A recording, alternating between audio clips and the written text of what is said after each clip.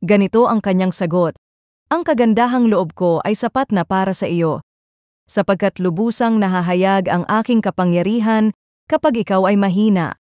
Kaya't buong galak kong ipagmamalaki ang aking mga kahinaan upang manatili sa akin ang kapangyarihan ni Kristo.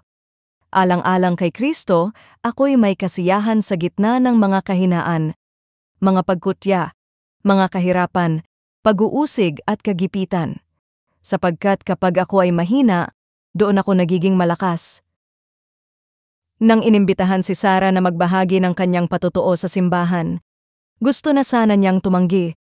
Takot na takot siya magsalita sa harap ng mga tao, palaging nanginginig ang kanyang mga kamay, nabubulol sa kanyang pagsasalita, at parang lalo lang nakikita ang kanyang kahinaan.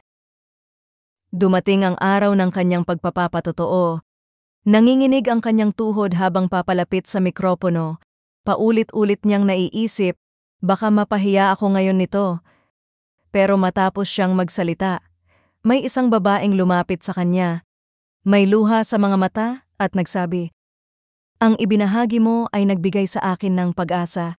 Salamat sa katapatan mo." Doon niya naunawaan na hindi hinihintay ng Diyos na maging malakas muna tayo bago niya tayo gamitin. Sa totoo lang, sa mismong kahinaan natin, madalas doon pinakamalinaw na nakikita ang kanyang kapangyarihan. Ang paalala ni Pablo na ang biyaya ni Kristo ay hindi lang sapat na parang sakto lang. Ito ay higit pa. Ito ay buo at ganap. Bilang mga nakay Kristo na, hindi natin ipinagmamalaki ang ating kakayahan o nagpapanggap tayo na kayanan natin ang lahat. Sa halip, buong kababaang loob nating inaamin ang ating kakulangan, sapagkat alam natin na kay Kristo lang ang ating lakas at sapat na ang kanyang biyaya. Ito ang hiwaga ng grasya. Kapag pakiramdam natin ay ubos na tayo, doon niya tayo pinupuno. Kapag tayo'y mahina, doon siya pinakamas malakas na nakikita. Kaya saan ka man mahina ngayon? Sa takot, karamdaman, panghihina ng loob, o kahit sa mga insulto mula sa iba. Manalig ka sapagkat sapat ang biyaya ng Diyos. At hindi lamang sapat para lang maitawid ka, kundi sapat upang gawing patotoo ang iyong kahinaan para sa kanyang kapangyarihan. Saang bahagi ng buhay mo pinakamahina ka ngayon?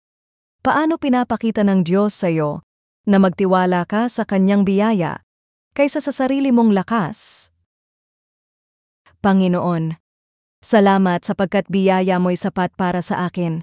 Patawarin mo ako kapag umaasa ako sa sarili kong lakas o itinatago ko ang aking kahinaan dahil sa takot.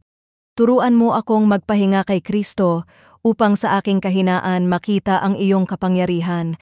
Naway si Jesus lamang ang aking ipagmalaki. Sa pangalan ni Jesus. Amen.